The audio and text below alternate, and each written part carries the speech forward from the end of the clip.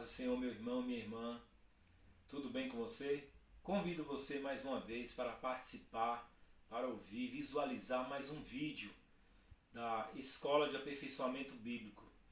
Neste momento estaremos estudando ou dando continuidade ao estudo do livro de Efésios, no capítulo 2. Na aula passada nós ministramos do versículo 1 até o versículo 10. E nesta aula nós estaremos ministrando apenas dois versículos, os versículos 11 e 12. Sendo que esse capítulo ele conclui no versículo 22. Esses próximos versículos estão subdivididos em três palavras, como diz Warren Wiersbe. O 11 e o 12 vai falar sobre a separação, do 13 ao 18 vai falar sobre a reconciliação e os versículos finais 19, 20, 21 e 22 sobre a unificação. Mas, antes de tudo, vamos fazer a leitura bíblica desses dois versículos.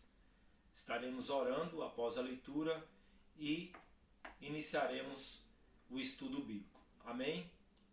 Convido você a abrir a sua Bíblia no livro de Efésios, capítulo 2, versículos 11 e 12, que diz assim a palavra do Senhor.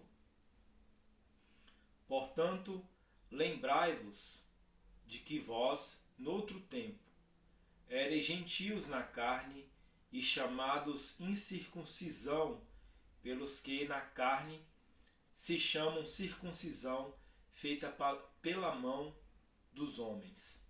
Versículo 12 diz que naquele tempo estáveis sem Cristo, separados da comunidade de Israel e estranhos aos concertos da promessa, não tendo esperança e sem Deus no mundo.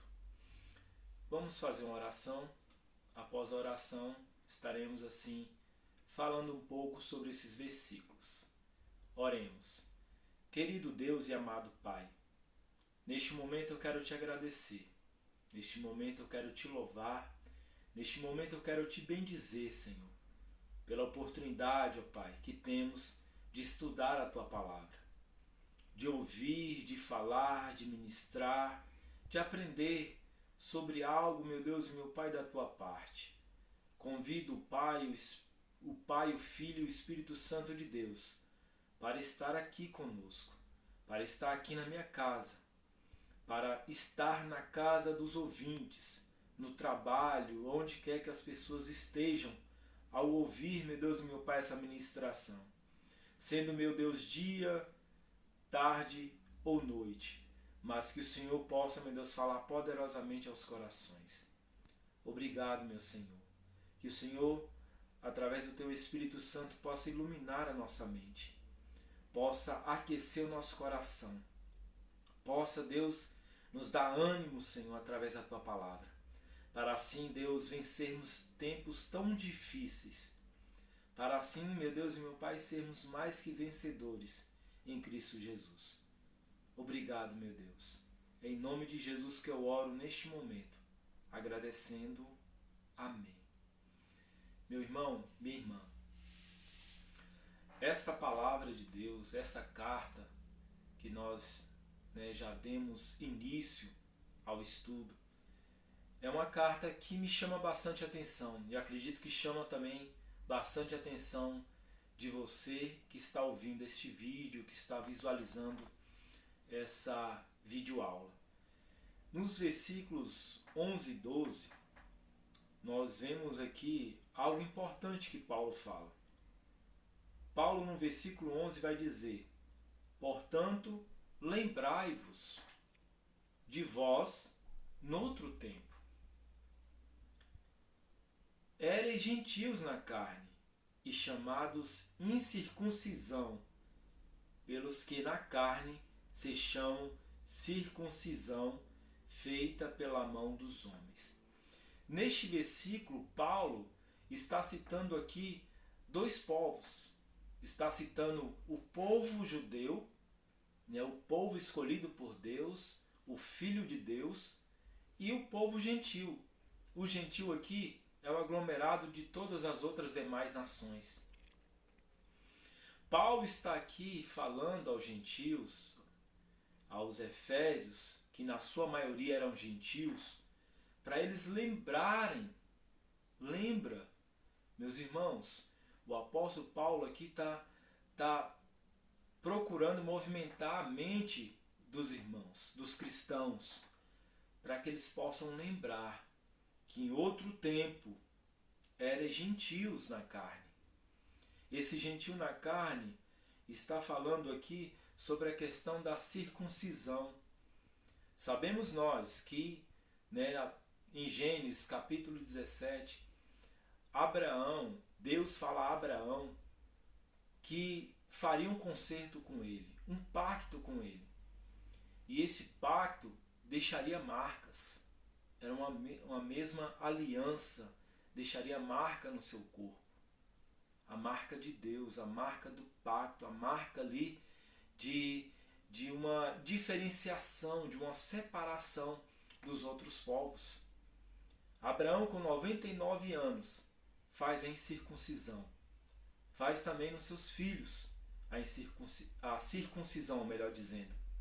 Ou seja, tira a parte ali do prepúcio, né? Faz uma mini cirurgia no órgão, na genitália masculina. Isso para eles entenderem que ali estavam fazendo um pacto com Deus, que a partir daquele momento eles estariam separados das demais nações. Mas ao ler, ao estudar a história, nós vemos que infelizmente o povo de Israel, o povo judeu, eles desfocaram um pouco. Na íntegra, eles civilmente, eles e de forma pactual, eles trilhavam este caminho. Eles representavam, melhor dizendo, o Senhor, né, esse pacto com o Senhor. Mas de forma moral, eles não representavam essa aliança que havia feito com o Senhor. O que o povo judeu deveria fazer? O povo judeu deveria ser um povo separado das demais nações. Separado em que aspecto? Geograficamente? Não. Separado no aspecto moral, espiritual, no aspecto testemunhal, ou seja, que eles deveriam ser diferentes das demais nações. As demais nações da antiguidade, elas eram politeístas, ou seja, adorava vários deuses, se prostrava a vários deuses. O próprio Abraão, ele sai do meio, sai da parentela, sai de uma cidade, sai de um povo que adorava vários deuses. O Senhor chama ele, em Gênesis capítulo 12, para ele sair do meio da sua parentela, para Deus ali, daquele homem, formar uma família, daquela família, formar uma nação.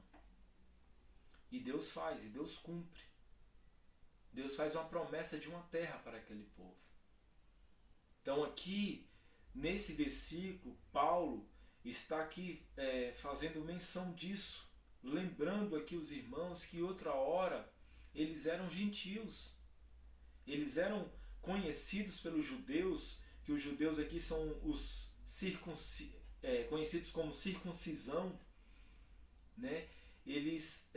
Os judeus, eles sempre fizeram questão de bater no peito e dizer assim, nas suas orações: eu sou judeu, obrigado, Senhor, por eu ser judeu. Mas o que Deus queria não é que eles elevassem o seu coração. Não era para enaltecer, mas era para evangelizar, para ganhar as demais nações, para mostrar o caminho deste verdadeiro Deus. E aqui Paulo faz menção, invoca os irmãos através dessa carta para que eles lembrem que outra hora eles eram gentios. E eles eram apontados como gentios. Eram vistos como gentios. Porque os judeus até hoje chamam as demais nações, demais povos, como cães. Eles batem no peito e têm orgulho de ser judeu.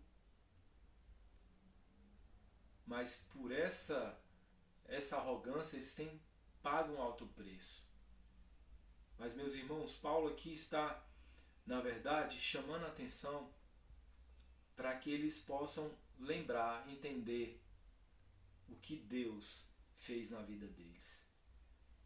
No versículo 12 diz que naquele tempo estavam sem Cristo.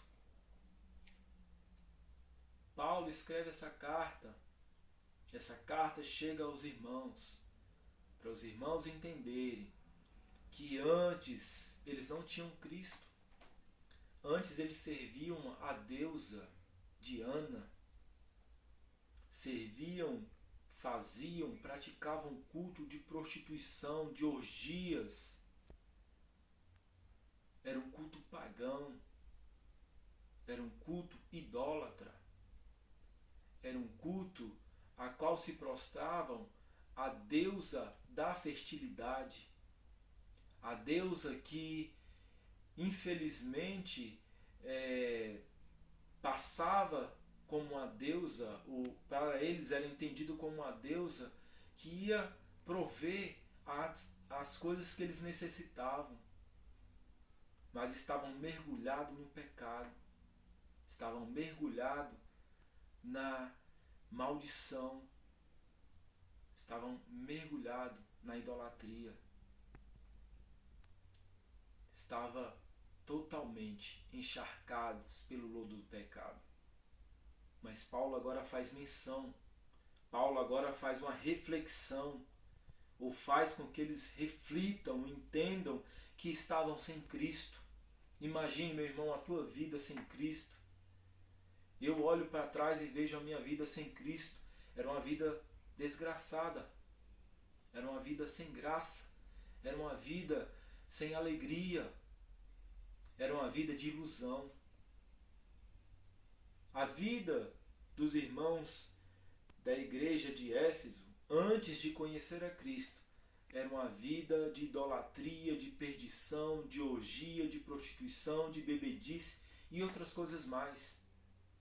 E eles não tinham Cristo, mas agora eles têm Cristo. Agora eles têm a salvação que foi dada mediante o grande sacrifício de Cristo na cruz do Calvário. O versículo vai dizer ainda, separados da comunidade. Eles eram separados da comunidade. Que comunidade é essa? Eles não eram judeus. Eles não tinham direito à salvação. Mas graças a Deus, Deus levanta um homem que é conhecido como o doutor dos gentios. Levanta o apóstolo Paulo, homem que pregou o evangelho com toda a autoridade, que foi um grande missionário, que não ficou apenas ali para os judeus, mas pôde levar para a Ásia Menor, para a Europa, a palavra do Senhor. E essa palavra chega a eles, e agora Paulo está reforçando com essa carta. Lembra que vocês não faziam parte da comunidade. Lembra, irmão, quando você não fazia parte da igreja. E agora eu faço uma pequena reflexão. Lembra alguns meses atrás, quando nós tínhamos a oportunidade de ir até a igreja e não valorizávamos? Por qualquer coisa nós deixávamos de ir à igreja.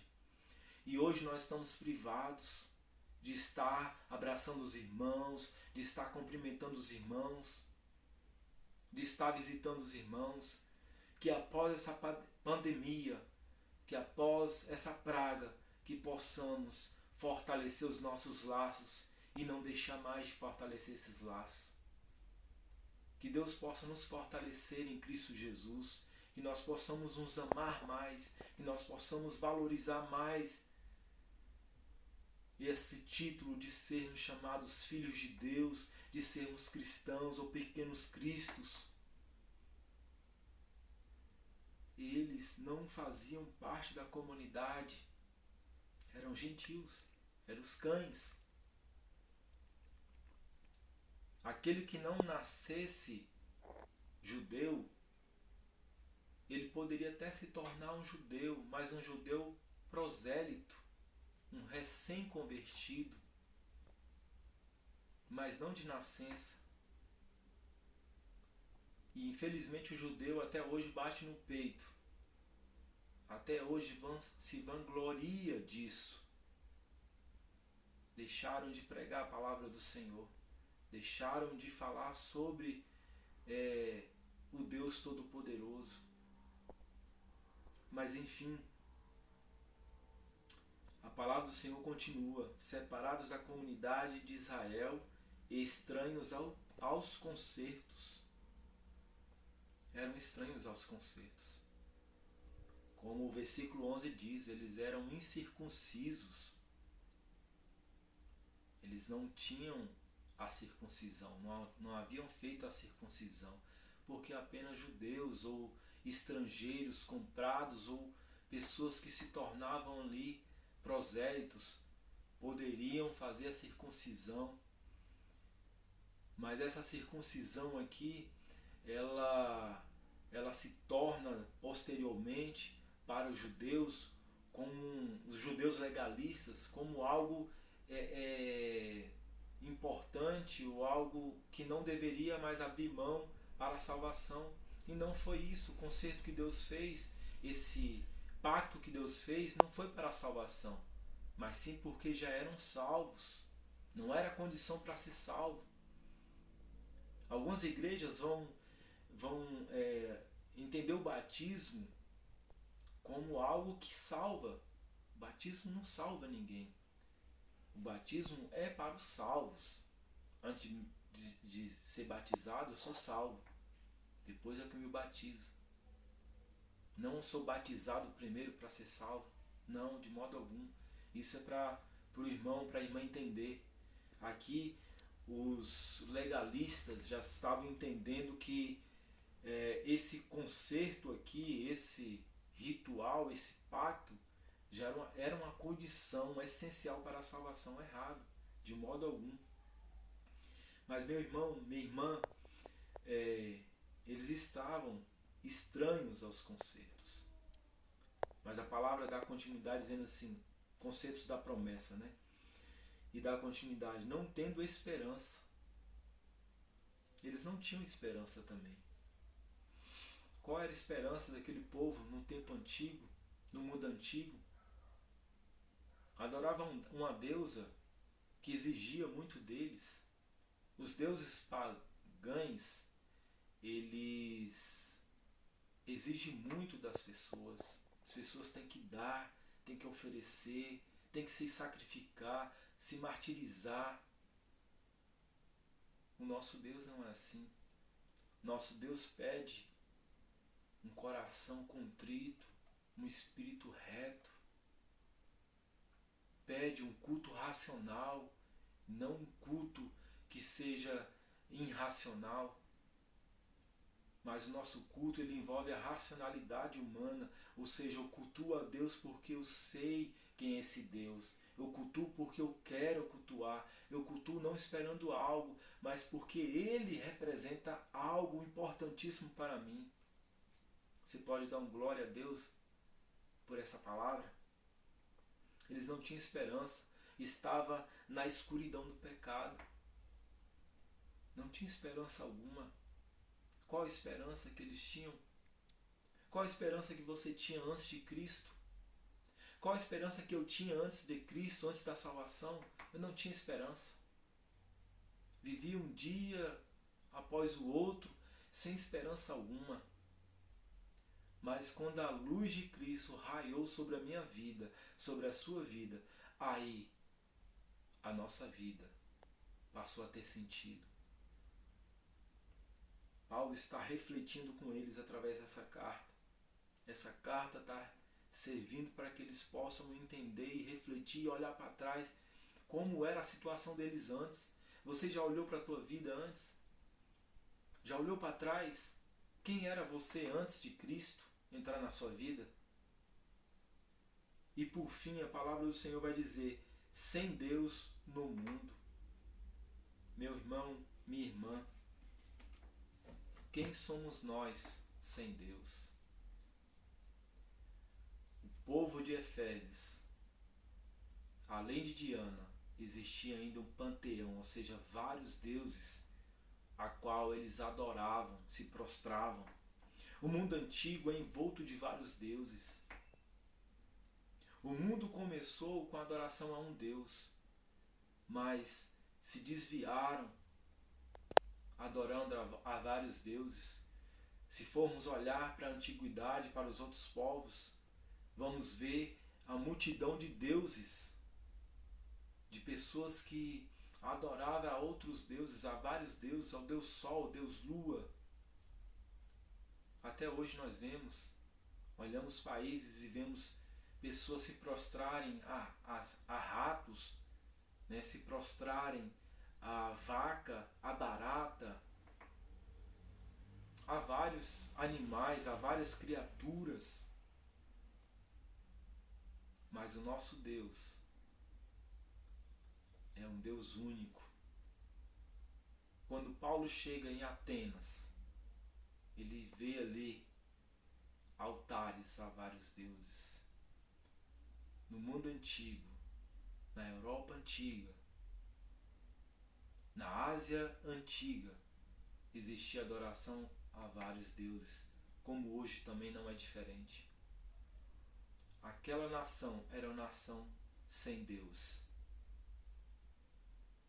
Mas Paulo escreve essa carta para eles entenderem e refletirem como era a vida deles antes, sem Cristo. A vida sem uma nacionalidade ou uma comunidade. Uma vida sem esperança. Uma vida sem conserto, sem aliança. E por último, uma vida sem Deus. Como é uma vida sem Deus, meu irmão? É uma vida totalmente sem graça. É uma vida totalmente dominada pelo pecado. Eles estavam dominados pelo pecado. Nós estávamos dominados pelo pecado. Mas hoje nós somos livres. Você pode dizer aí que hoje você é livre, liberto, salvo pela graça, pela misericórdia desse Deus maravilhoso. Que Deus te abençoe, meu irmão, minha irmã. Aqui eu encerro essa ministração. Estarei orando e após a oração concluindo essa ministração. Espero que Deus, que o Espírito Santo de Deus tenha falado profundamente ao teu coração. Que você jamais se esqueça do que Deus tem feito, do que Deus faz e do que Ele ainda vai fazer na sua vida. Basta você dar lugar. Amém? Vamos orar para concluir. Meu Senhor e meu Deus, neste momento eu sou grato a Ti por tudo, Pai. Obrigado por estes minutos, meu Deus, ministrando a Tua palavra. Esses minutos, meu Deus, sendo um arauto do Senhor. Esses minutos, meu Deus, sendo um porta-voz da Tua palavra, sendo mensageiro das boas novas. Abençoe, meu Deus e meu Pai, a todos que irão assistir este vídeo. Que a Tua palavra, que o Espírito Santo de Deus possa falar profundamente aos seus corações. Pai, abençoa, meu Deus, os cristãos. Abençoe o Teu povo, Pai. Obrigado por nos dar a oportunidade de se reconciliar contigo através de Jesus. Obrigado, Jesus, porque outra hora nós não tínhamos o Senhor, mas hoje nós temos, e o Senhor é o nosso bem maior. Obrigado, Jesus. Abençoe os Teus servos. Abençoe a Tua igreja. Abençoe, meu Deus e meu Pai, o mundo. Nos ajuda, Pai, neste momento de pandemia, de grande dificuldade. Abençoe Teu povo, liberta, sara, cura o Brasil e o mundo. É o que eu te peço neste momento, em oração, acreditando, Deus, na Tua misericórdia. Obrigado, meu Senhor e Salvador Jesus Cristo. Amém.